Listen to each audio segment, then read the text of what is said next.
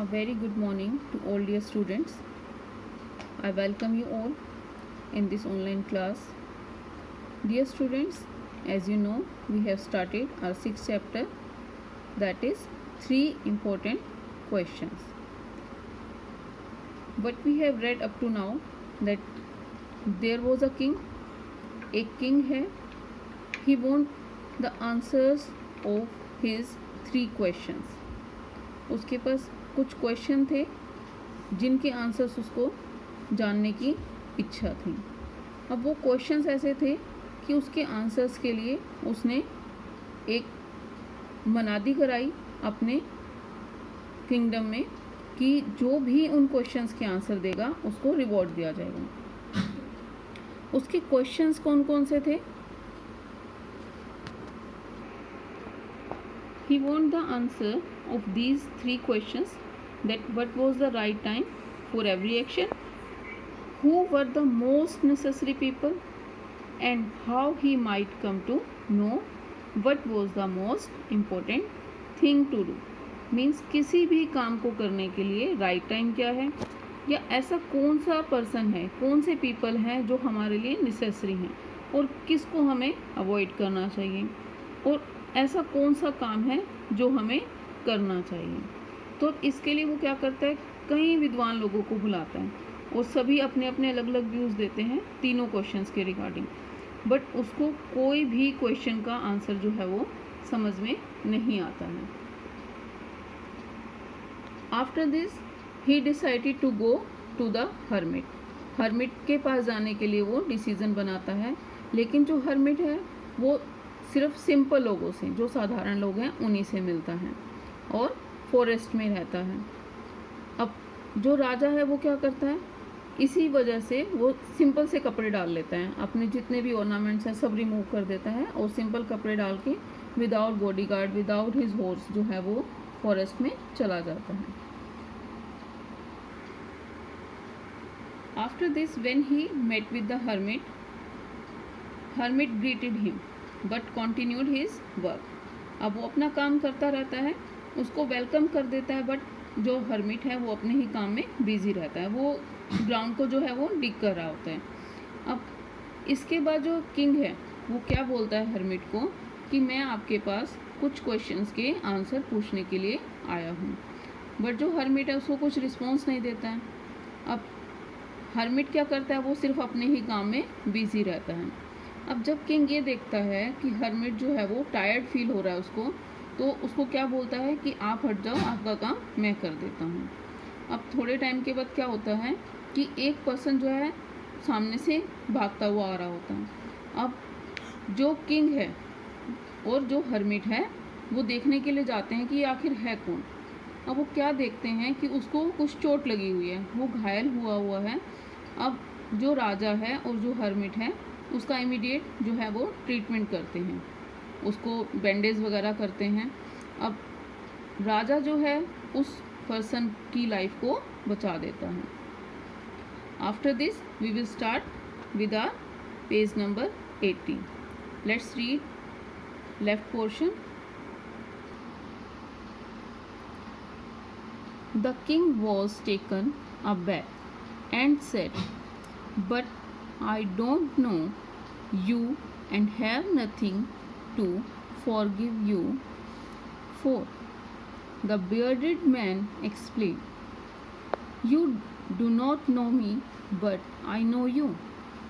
I am that enemy of yours who swore revenge on you because you executed his brother and seized his property.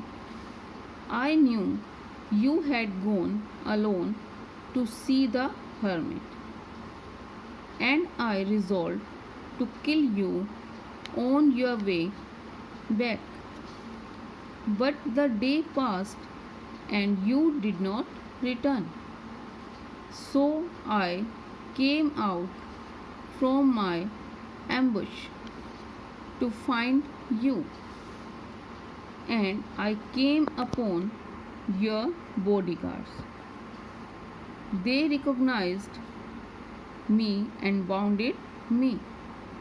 I escaped from them and should have bled to death. Had you not dressed my wounds, I wished to kill you, and you have saved my life. Now, if I live, and if you wish it, I will serve you as your most faithful slave, and will bid my sons do the same. Forgive me. अब जो राजा है वो हैरान हो जाता है उसकी बातों से, और उसको क्या कहता है कि मैं तुम्हें नहीं जानता हूँ, और ऐसा कुछ भी नहीं हुआ कि जिसके लिए मैं तुम्हें माफ़ करूँ। अब जो बियर्डेड मैन है वो एक्सप्लेन करता है, उसको बताता है कि तुम मुझे नहीं जानते हो, बट आई नो यू, लेकिन मैं तुम्हें जानता हूँ। I am that enemy of yours, मैं तुम्हारे उन दुश्मनों में से हूँ जिसने स्वोर रिवेंज। अब स्वोर क्या होता है? प्लस, मीन्स उसने शपथ ली थी किस चीज़ की? रिवेंज की, बदला लेने की, कि मैं तुम्हारा वो दुश्मन हूँ जिसने तुमसे बदला लेने की शपथ ली थी, कसम खाई थी। Because you executed his brother, क्योंकि तुमने क्या किया था? मेरे भाई को मृत्यु दंड दिया था। एग्जीक्यूट क्या होता है? कि किसी को जो है पनिशमेंट देना, किस चीज़ की? डेथ की पनिशमेंट देना। एंड सीज्ड हिज प्रॉपर्टी, और उसकी प्रॉपर्टी को भी सीज कर दिया था, अपने पास रख ली थी। I knew you had gone alone to see the hermit. अब वो क्या कहता है कि मुझे ऐसा पता लगा कि तुम हर्मिट से मिलने के लिए अकेले जा रहे हो। And I resolve to kill you, और मैंने क्या सोचा कि मैं तुम्हें मार दूंगा। रिजॉल्व क्या होता है? Firmly determined to do something, मतलब उसने ऐसा करने की सोची कि जब राजा जो है वो हर्मिट से मिलने जाएगा उस समय रास्ते में उसको मार देगा। ऑन योर वे, कि जब तुम वापस आओगे वहाँ से तो मैं तुम्हें मार दूंगा। बट द डे पास, लेकिन पूरा दिन बीत गया। यू डिडंट रिटर्न, और तुम वापस नहीं आए। सो आई केम आउट फ्रॉम माई अम्बिश। अब जो वो पर्सन था वो एकदम सरप्राइज अटैक के लिए, राजा के ऊपर सरप्राइज अटैक के लिए अपने जहाँ पर भी वो छुपा हुआ था वहाँ से बाहर आ जाता है। अब क्या होता है? What he said, I came upon your body guards, जैसे ही तुम्हारे बॉडी गार्ड के पास मैं पहुँचा, दे रिकॉग्नाइज मी, उन्होंने मुझे पहचान लिया। एंड वाउंडेड मी, और मुझे घायल कर दिया, मीन्स उसको मारा उन्होंने। And I escape from them, और मैं कैसे भी करके उनसे बच करके यहाँ तक पहुँच गया, और मैं मर ही जाता। Should have bled to death, मर ही जाता। Had you not dressed my wounds, अगर तुम मेरे घाव पर, मेरी चोटों पर ड्रेस्ड बैंडेज नहीं करते। I wish to kill you, वो क्या कहता है कि मैंने तो तुम्हें मारना चाहा, but you have saved my life, लेकिन तुमने मेरी जान बचाई। नाउ इफ़ आई लिव, अब अगर मैं रहा, मीन्स अगर मैं जिंदा रहा, and if you wish it, और विश इट, अगर तुमने ऐसा चाहा तो आई विल सर्व यू, मैं तुम्हारी सेवा करूँगा, जब तक मैं जिंदा रहूँगा तब तक तुम्हारी सेवा करूँगा। किस तरह से? एज योर फेथफुल स्लेव, तुम्हारे एक फेथफुल नौकर की तरह, मीन्स जिस पर बहुत ज़्यादा हम ट्रस्ट कर सकते हैं, तो ट्रस्टफुल नौकर की तरह मैं तुम्हारी सेवा करूँगा। And will bid my sons, और अपने बेटों से भी, अपने बच्चों से भी यही सेम करने के लिए कहूँगा। फॉरगिव मी, मुझे माफ़ कर दो। The king was moved, and he forgave him. He said he would also send his servants and his own physician to attend to him, as well as restore his property. Thus he had made peace with an enemy and gained a friend instead. अब जो राजा था वो उसकी बात से बहुत प्रभावित हुआ और उसने उसको माफ़ कर दिया, और साथ साथ उसने क्या कहा कि वो अपने सर्वेंट्स को भेजेगा, और उसका जो फिजिशियन है, मीन्स जो वहाँ पर उसकी physician means as a doctor, कि उसको ट्रीट करने के लिए उसको भी भेजेगा। As well as restore his property, और उसकी जो प्रॉपर्टी राजा के पास है वो भी उसको वापस कर देगा। दस ही हैड मेड पीस, और इस तरह से उसने उसकी शांति की, मीन्स अब उनके बीच में जो डिस्कस हुआ, जो बात हुई, उसके बाद उन्होंने क्या किया, वहाँ पर पीस बना दी, शांति बना दी। विद एन एनिमी, अपने दुश्मन के साथ। And gain a friend instead, और उसकी जगह पर उसको क्या मिला, एक फ्रेंड मिल गया। The king took leave of him, ये सब बात करके जो राजा था वहाँ से चला जाता है, उसको छोड़ करके बाहर चला जाता है रूम से। And went out looking for the hermit who was sowing seeds in the beds the king had dug the day before. The king said to him, I pray you to answer my questions, wise man. The hermit looked at him and said, You have already been answered. I know for certain, if you had not dug these beds and gone your way, that man would have tried to kill you. So the most important time was when you were digging the soil. And I was the most important man. To do me good was your most important business at that particular time. अब राजा जब उस enemy को छोड़ करके बाहर आ जाता है जिसको उसने फ्रेंड बनाया था, और उसके बाद वो क्या करता है, हर्मिट को देखने लगता है, ढूंढने लगता है कि हर्मिट कहाँ पर है, जो कि सीड्स जो था वो सो कर रहा था। कहाँ पर, उन बेड्स में जहाँ पर जिसको राजा ने एक दिन पहले खोदा था। The king said to him, अब राजा जो है वहाँ पर पहुँच जाता है हर्मिट के पास और उसको क्या कहता है, I pray you to answer my questions, मैं आपसे प्रार्थना करता हूँ कि मेरे क्वेश्चंस का आंसर दे दो। वाइस मैन, बुद्धिमान व्यक्ति, या जो भी संत उसको बुलाता है और उनसे अपने क्वेश्चंस के आंसर पूछने लगता है। The hermit looked at him, जो हर्मिट है, जो संत है, वो राजा की तरफ देखता है एंड सेड, और उसको क्या कहता है, you have already been answered, मुझे ऐसा लगता है कि तुम्हें तुम्हारे क्वेश्चन के आंसर खुद ही मिल गए हैं। आई नो फॉर सर्टेन, और मुझे इस बात का विश्वास है। If you had not dug these beds, अगर तुम इस बेड को नहीं खोदते, इन क्यारियों को नहीं खोदते, एंड गोन योर वे, और तुम अपने रास्ते से वापस चले जाते, और तो ये आदमी क्या करता, the man would have try to kill you, तुम्हें मारने की कोशिश करता। So the most important time was when you were digging the soil, तो उस समय, जो समय टाइम था, जिस समय तुम बेड्स को डिग कर रहे थे, वो एक इम्पोर्टेंट टाइम था। And I was the important person, I was the important man, और मैं इम्पोर्टेंट आदमी था। To do me good was your most important business, और जो तुमने मेरे लिए अच्छा किया वो एक इम्पोर्टेंट काम था। एट दैट पर्टिकुलर टाइम, सही समय पर। मीन्स यहाँ पर संत उसको क्या कहना चाहता है कि हमें सिचुएशंस के अकॉर्डिंग वर्क करना चाहिए। अब देखो उस पर्सन ने उसको क्या बोला कि मैं तुम्हें मारना चाहता था और मैंने ये प्लान किया था कि जब तुम हर्मिट से बात करके वापस जाओगे तो मैं तुम्हें मार दूंगा। लेकिन क्या हुआ, जो राजा था वो संत के साथ काम करने लग जाता है। अब उस समय जो उसके ऊपर प्रॉब्लम, जो मुसीबत आने वाली थी, वो ख़त्म हो गई। क्यों? क्योंकि वो संत के वहाँ से वापस गया ही नहीं था। तो ये जो टाइम था उसका, वो एक इम्पोर्टेंट टाइम था कि जब वो सॉइल को डिग करने लगा और वापस नहीं गया तो उसकी लाइफ सेफ हो गई। तो संत क्या कह रहा है कि ये जो समय था वो आपका इम्पोर्टेंट टाइम था, और जो पर्सन था जिसकी वजह से वो रुका वो इम्पोर्टेंट पर्सन था, और जो उसने उसके लिए अच्छा किया, संत के लिए जो अच्छा किया, वो उसका एक इम्पोर्टेंट बिजनेस था उस पर्टिकुलर टाइम पर।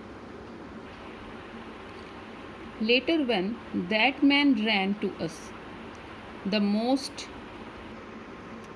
important time was when you were attending to him. For if you had not looked after him, he would have died without having made peace with you. So he was the most important man, and all that you did for him was the most important business. Remember a few important things always. There is only one time that is important now. It is the most important time since it is the only time when we have any power. The most important man is he with whom you are, for no man knows whether he will ever have dealings with any other person. And what is most necessary is to do him good, because for that purpose alone was man sent into this life. The king bowed with respect as he had got the right answers to his questions and took leave of the hermit. और इसके बाद जब hermit उसको क्या कहता है कि important time क्या था, कि जब तुम सॉइल को डिग कर रहे थे, और इम्पोर्टेंट पर्सन कौन था, हर्मिट, और सही काम क्या था जो किंग ने हर्मिट के लिए उस पर्टिकुलर टाइम में किया. अब इसके बाद वो एक एग्जांपल और क्या देता है, when that man ran to us, कि जब वो आदमी उनके पास भागते हुए आ रहा था, the most important time was when you were attending to him. तो उस समय इम्पोर्टेंट टाइम क्या था कि जब तुमने उसको अटेंड किया. For if you had not looked after him, वो क्या कहते हैं कि अगर तुम उसे नहीं देखते, ही वुड हैव डाइड, वो मर जाता बिना ही शांति के. मीन्स उसने जो उसका क्राइम था, जो उसकी गलती थी, वो उसने राजा के सामने बोल दिया था, उसको कबूल किया था. अगर अब राजा उसको अटेंड नहीं करता तो वो बिना शांति के ही मर जाता. So he was the most important man. तो उस समय मोस्ट इम्पोर्टेंट मैन कौन था, वो पर्सन था जिसको राजा ने अटेंड किया था. And all that you did for him, और जो भी काम तुमने उसके लिए किया, that was the most important business. वो एक इम्पोर्टेंट बिजनेस था उस पर्टिकुलर टाइम में. Remember a few important things always. अब हर्मिट उसको क्या कहता है कि हमेशा एक बात को ये ध्यान में रखो कि there is only one time, यहाँ पर सिर्फ एक ही टाइम है दैट इज़ इम्पोर्टेंट, जो कि इम्पोर्टेंट है नाउ, मीन्स अब. It is the most important time since it is the only time when we have any power.